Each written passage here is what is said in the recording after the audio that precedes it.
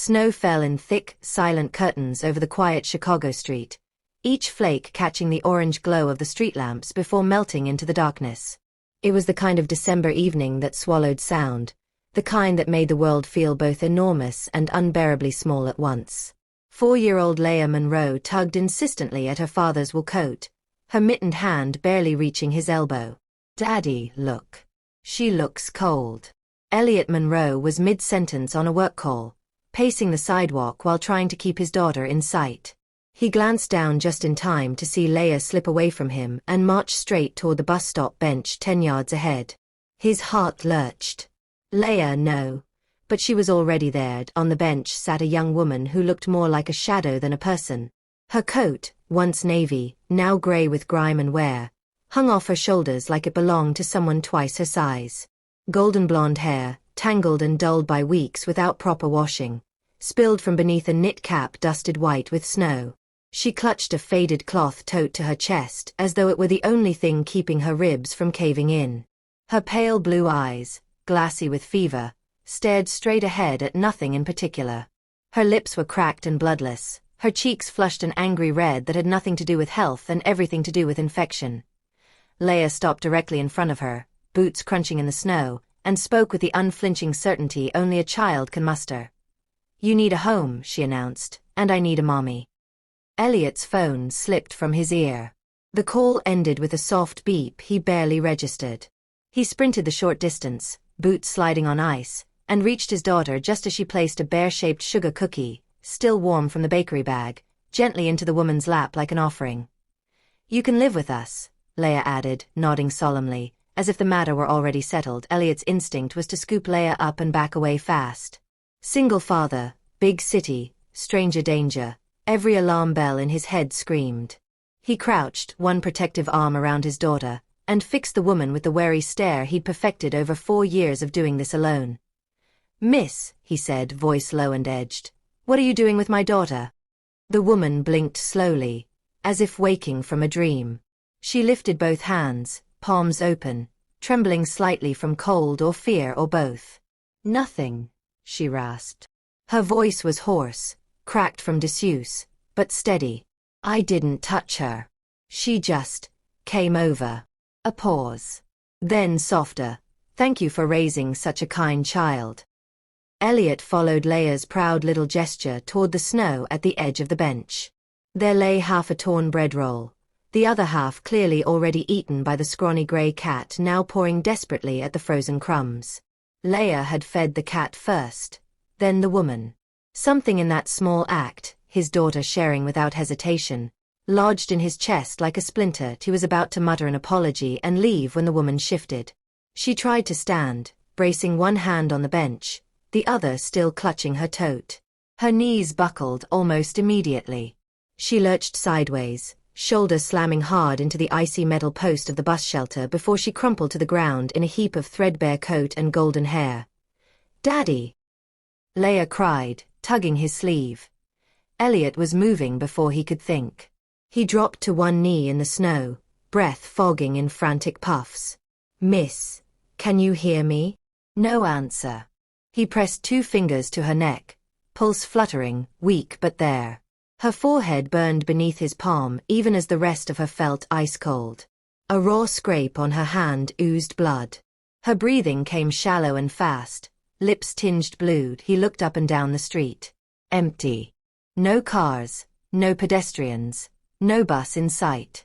Wind howled between the buildings, driving snow sideways. Waiting for an ambulance could take 20 minutes in this weather, maybe more. She didn't have 20 minutes. Without another thought, he slid his arms beneath her and lifted. She weighed almost nothing. It terrified him. She whimpered, just a faint broken sound, and curled instinctively against the warmth of his chest like a child herself. Snowflakes clung to her lashes. "Let's go, Leah," he said, voice urgent but calm. "Stay right beside me." "Is she going to die?" Leah asked, wide-eyed, trotting to keep up. "Not if we get her warm," he answered, and meant it like a promise. 3 blocks. It felt like 30. Snow soaked through his pants, wind cut at his face, but he kept moving, the woman's slight weight cradled against him, Leia's small hand gripping his coat. He didn't know her name, didn't know her story, didn't know if he was making the biggest mistake of his life. All he knew was that a child had seen suffering and decided, with perfect 4-year-old logic, to fix it, and something ancient and protective inside him refused to let that child be wronged. He kicked open his front door, warmth and cedar-scented air rushing out to greet them. The fireplace crackled, throwing golden light across polished wood floors. He carried the stranger straight to the long leather sofa, laid her down gently, and began peeling off wet layers, coat, hat, soaked scarf, while Leia ran for blankets. The woman, Isabel, he would learn days later, drifted in and out of fevered consciousness, murmuring fragments too soft to catch. Leia dragged her favorite quilt from her own bed and tucked it around the stranger's shoulders with solemn care.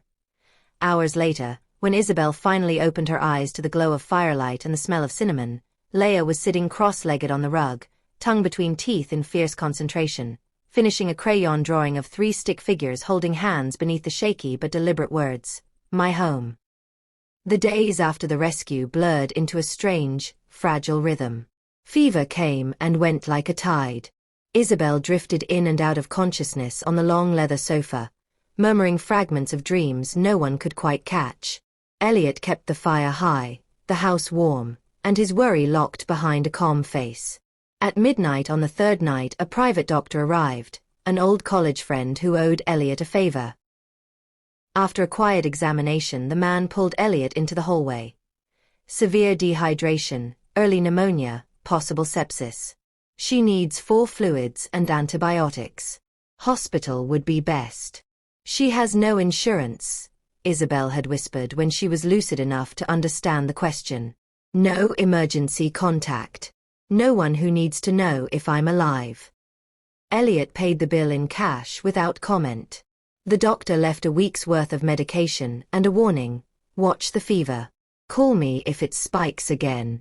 Every morning Elliot rose before dawn, brewed ginger honey tea, his late wife's recipe for anything that hurt, and left the mug on the coffee table with a folded napkin underneath. The first note was only 3 words in his neat architect's handwriting. You're not invisible. Isabel kept every single one pressed between the pages of a tattered paperback she carried in her tote. When strength finally returned, idleness was unbearable to her. She rose early, moving through the house like a quiet ghost, sleeves rolled high, golden hair tied back with one of Leia's scrunchies. She cleaned without being asked, folded tiny laundry, and one afternoon turned a crisper full of wilted vegetables into soup. The scent of rosemary and pepper drifted through the rooms like a memory Elliot had buried years ago. He came in from his home office, took 1 spoonful, and froze. It was exact, the same slow sweetness, the same whisper of time his wife used to coax from scraps when money was tight and love had to stretch. He looked across the kitchen at Isabel, calm at the stove, flour on her cheek, humming something soft under her breath, and for one terrifying second the past and present collided. She looked up, caught his stare, and offered a small, uncertain smile. Leia, of course, had made up her mind the first night. Mommy slipped out as naturally as breathing now. When she asked Isabel to braid her hair, when she crawled into her lap for stories, when she fell asleep with one small hand curled around Isabel's finger. Each time the word landed, Isabel's eyes filled, but she never corrected the child. She only held tighter tonight. After Leia was tucked in and the house settled into silence, Elliot sat at his desk with the blue glow of the screen painting sharp shadows across his face. He typed the name he had finally learned, Isabel Marlowe, and the headlines hit like punches. NYC fashion student accused of stealing designs from mentor. Sponsors drop rising star after plagiarism claims. Career in tatters. Where is Isabel Marlowe now? No conviction. Charges dropped for insufficient evidence. But the damage was done. Reputation shredded, sponsors vanished, friends evaporated. One grainy photo showed a younger Isabel, bright-eyed, polished, standing on a runway that no longer wanted her. He confronted her gently one evening while Leia colored in the next room. They stood in the dim hallway, snow tapping the windows like anxious fingers. I saw the articles, he said. She leaned against the wall, arms folded tight across her chest, and met his gaze without flinching.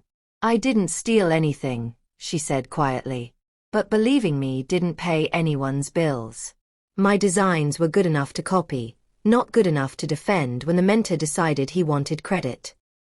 She gave a small, humorless laugh. After a while, truth stops mattering. Survival does. Elliot wanted to say he believed her. The words stuck behind his teeth. Years of protecting Leia had made trust a luxury he couldn't afford overnight. The hesitation lasted only seconds, but it was enough. That night Isabel packed the few things she owned into the same faded tote. She kissed Leia's sleeping forehead, lingered a moment breathing in the scent of baby shampoo and crayons, then slipped out into the dark without a sound. 3 nights later Elliot woke to an empty bed beside him, Leia's bed. Panic clawed his throat. He tore through the house calling her name until he saw the front door cracked open and tiny footprints leading into the snow. He ran barefoot, heart hammering, following the prints 3 blocks to the same street lamp where everything had begun. There, beneath the weak circle of light, Leia lay on the frozen ground, palms sliced open and bleeding from a fall. And kneeling over her, pressing a silk scarf to the wound with steady hands, was Isabel. "Don't cry, sweetheart," she murmured, voice soft as falling snow. "I've got you." Elliot reached them in a skid of ice and terror. Leia looked up, tears freezing on her lashes. "I followed the footprints. I knew she'd be cold." Isabel's eyes met his over the child's head, tired, guarded, but unafraid. Something inside him that had been clenched for years finally snapped open. "We need you," he said into the swirling dark, the words scraping raw from his chest. "Both of us. Please." Leia reached up with her good hand and touched Isabel's cheek. "Don't leave again, Mommy." Isabel's breath caught on a sob she refused to let out. Snowflakes caught in her lashes like tiny stars. For a long moment the 3 of them stayed there, father, daughter, and the woman fate had delivered twice, wrapped in cold and moonlight and the kind of silence that comes right before everything changes. This time Isabel didn't run. Isabel came back, but not the way rescued animals do, timid and grateful. She returned like someone stepping onto thin ice, testing every footfall to see if it would crack beneath her. Elliot understood the fear. He carried the same one in his own bones. So he made the offer small and practical, something that could not be mistaken for charity or pity. "I'd like to hire you 3 afternoons a week," he said one gray January morning, eyes on his coffee instead of her face. "Leia wants to learn to draw properly. You're good. I'll pay the going rate for an art tutor." Isabel studied him for a long moment, then nodded once. "All right." That was all. No declarations, no tears, no promises. Just an agreement between 2 adults who were both terrified of breaking something fragile. The first afternoon she arrived exactly on time, coat buttoned to the throat, sketchbook under her arm like armor. Leia greeted her with a squeal that echoed off the high ceilings and dragged her straight to the sunlit dining table that had become their studio. Elliot retreated to his office upstairs and pretended to work while listening to the soft murmur of voices, the scratch of charcoal, the occasional burst of Leia's delighted laughter. The house, which had been quiet for so long it almost rang with silence, began to breathe again. Slowly, carefully, the afternoons stretched into habit. Isabel taught Leia how to see shadows, how to make a flat page feel deep, how to mix colors until they sang. In return Leia taught her how to be silly again, how to make cookie dough snowmen on the counter, how to dance in sock feet to old jazz records, how to laugh until your ribs hurt. Flour appeared permanently on the kitchen island. Crayons migrated from the playroom to every flat surface. The refrigerator filled with drawings, 3 stick figures that grew more detailed every week. Taller Daddy, Kalia Leia, and a golden-haired woman whose smile grew a little less tentative with every new picture. Elliot watched from the edges. He paid her on Fridays in crisp bills tucked into a plain envelope, the way you pay a professional, not a guest. She accepted the money with quiet thanks and left before dinner. Boundaries, they both told themselves. Safe. But boundaries have a way of eroding under daily kindness. One Thursday in March the snow finally melted into muddy rivers along the sidewalks. Leia had fallen asleep on the rug mid-drawing. Charcoal smudged across one cheek like war paint. Elliot carried her upstairs, tucked her in, and came back down to find Isabel still there, packing away supplies with deliberate slowness. The fire had burned low, throwing long amber shadows across the room. He poured 2 glasses of wine without asking if she wanted one. She took it. They sat on opposite ends of the sofa, fire crackling between them like a chaperone. Conversation stayed light: art supplies, Leia's sudden obsession with drawing cats, the unseasonably warm evening, until the silence grew too heavy to ignore. Elliot set his glass down. "You don't have to keep leaving before dinner, you know." Isabel's fingers tightened around her stem. "I know." Another silence. Then, longer this time, he moved first, slowly, giving her every chance to stop him. When he leaned in, the kiss was barely there, just the brush of lips, a question more than a demand. For one heartbeat she leaned into it, warm and trembling and real. Then she pulled back. "I can't be her," she whispered, voice cracking on the last word. She didn't need to say the name. It lived in the house the way old grief does, in the untouched chair at the dining table, in the framed photos turned face down after the funeral. "I'm terrified you'll only ever measure me against a ghost, and I'll come up short every single time." Elliot opened his mouth, but nothing came, because part of him, the guilty, exhausted part, was still measuring, still comparing the way she stirred soup to the left instead of the right, still flinching when she laughed too loud in rooms that had been silent for years. Isabel saw it. Of course she did. She stood, gathered her coat, and left a single envelope on the mantel. Inside was a letter addressed to Leia in careful looping handwriting. "Sweetheart, you called me Mommy, and it was the most beautiful sound I've ever heard. But before I can be someone's mother, I have to learn I deserve the word. There are pieces of me still broken, and I won't bring those sharp edges into your home until I've sanded them smooth. I love you enough to leave so I can come back whole. Tell your daddy thank you for giving me the space to become brave. All my love, Isabel." She was gone before sunrise. The house fell silent again, but this time the silence screamed. Leia asked every night, voice small and careful, "Is Mommy coming back soon?" Elliot's answer never changed. "She's learning how to stay, baby. That takes time." Months slid past. Spring arrived in reluctant green bursts. Isabel found a tiny studio apartment above a dry cleaner's, took a job altering wedding dresses for a bridal shop, started therapy twice a week. She filled sketchbook after sketchbook with designs that no longer tried to please anyone but herself. Raw, honest, fearless. Every night she fell asleep clutching the folded napkins Elliot had once left beneath her tea, reading "You're not invisible" until the words blurred. She thought of them constantly. Of Leia's sticky fingers and fearless hugs, of Elliot's quiet mornings and the way his shoulders loosened when he laughed, but she stayed away. Love, she had decided, required her to be whole first. Anything less felt like theft. Some nights she stood outside their house in the dark, just long enough to see the warm glow behind the curtains, then turned away before anyone could spot her. She told herself it was enough to know they were safe. It had to be enough. The charity gala shimmered like a dream someone had dared to believe in. White linen drapes glowed under golden fairy lights, jazz curled through the air like warm smoke, and along the walls hung Isabel's first complete collection as lead designer. Quiet, honest garments that didn't shout for attention. They simply existed: linen dresses, soft wool coats, silk blouses, each hem embroidered with hundreds of tiny clasped hands no bigger than a child's fingertip. Hands holding on. Hands refusing to let go. Isabel stood at the edge of the crowd in a simple black dress she had sewn herself, champagne untouched in her hand. Pride and terror wrestled in her chest. This was the night the industry would decide if she still belonged. Yet every flash of a camera felt hollow. Someone, was missing. The host took the small wooden stage at the far end of the room. "And now," she said with a smile that promised magic, "a very special reading by a very special guest." A collective gasp rippled through the room as Leia Monroe stepped into the spotlight. She wore a pale pink dress hand-embroidered with daisies along the hem, Isabel's own stitches, and clutched a crumpled piece of paper in both tiny fists. Her brown curls bounced with every determined step. She looked impossibly small against the sea of elegant adults, yet her voice rang out clear and steady. "My name is Leia," she began, "and I once had just a daddy. He's very smart and makes the best waffles, but sometimes he was sad. Isabel's heart stopped.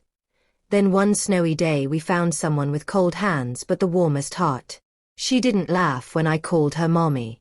She made soup that tasted like love and sang songs that made nightmares go away. She left so she could learn to be brave, but she left pieces of herself with us, like hugs and drawings and the way she kissed my forehead when I was sleepy. Tears slipped down Isabel's cheeks before she could stop them. Leia unfolded her paper with careful fingers. This is my poem. Home is not the walls or the roof overhead. Home is when she braids my hair and kisses my sleepy head. Home is when Daddy smiles and holds her hand so tight. Home is where my mommy is, and maybe that is tonight. The room was silent enough to hear hearts breaking open. Isabel couldn't breathe. She took one stumbling step forward, then another, drawn by a force stronger than fear. And then she saw him. Elliot emerged from the shadows at the side of the stage, tall and steady in a dark suit, holding something carefully in both hands. A simple wooden frame. Inside, behind glass, was the pale silk scarf she had used to bind Leia's bleeding palm that night under the street lamp. The night everything had almost ended and somehow, impossibly, begun. He stopped in front of her, close enough that she could see the shine in his eyes. I framed the day I met you, he said, voice rough with everything he hadn't said in months. That's when home came back to us. Her hand flew to her pocket on instinct. She pulled out the small stack of napkins she had carried like talismans for nearly a year, unfolded the very first one, and held it up between trembling fingers. You're not invisible. The words glowed in the soft light. I thought I had to be perfect to deserve this, she whispered, tears falling freely now. Whole. Fixed. Someone who never broke. Elliot shook his head. You just had to come home. Leia launched herself off the stage like a pink comet, barreling straight into Isabel's arms. Isabel caught her, dropped to her knees, and held on as if letting go would unravel the universe. Leia's small arms locked around her neck, face buried in golden hair that smelled like home. Mommy, she breathed, you came back. Applause thundered, cameras flashed, strangers wept openly, but the three of them heard nothing except the sound of a family choosing itself at last. Months later, morning light spilled across the kitchen in soft, forgiving sheets. Outside, the first snow of the new winter began to fall. Quiet, gentle, new. Inside, Leia stood on her familiar step-stool, tongue between teeth in concentration as she pressed heart-shaped cutters into cookie dough. Flour dusted her nose like powdered sugar snow. Isabel stood beside her, sleeves rolled high, stirring cinnamon into batter, humming the same lullaby she had sung on fevered nights long ago. The kitchen smelled of vanilla and wood smoke and everything safe. Elliot leaned in the doorway, arms folded, watching the two people who had taught him that love sometimes arrives wearing a child's fearless certainty and a stranger's broken heart. He no longer measured laughter against silence or warmth against memory. The past had its place, honored, grieved, and finally released. On the table lay a small square of linen, newly embroidered in careful stitches of gold and crimson. Family is not built by blood, but by the hands that hold when you're lost. Elliot walked in, rested one hand on Leia's curls and the other on Isabel's waist, and pressed a kiss first to his daughter's head, then to the soft spot just behind Isabel's ear. You know, he murmured against her skin, this is the first morning in years I woke up without checking if something was missing. Isabel turned in his arms, eyes soft and certain. And nothing was, he said simply. Leia looked up, cookie cutter poised mid-air. That's because Mommy's home now. Forever and ever.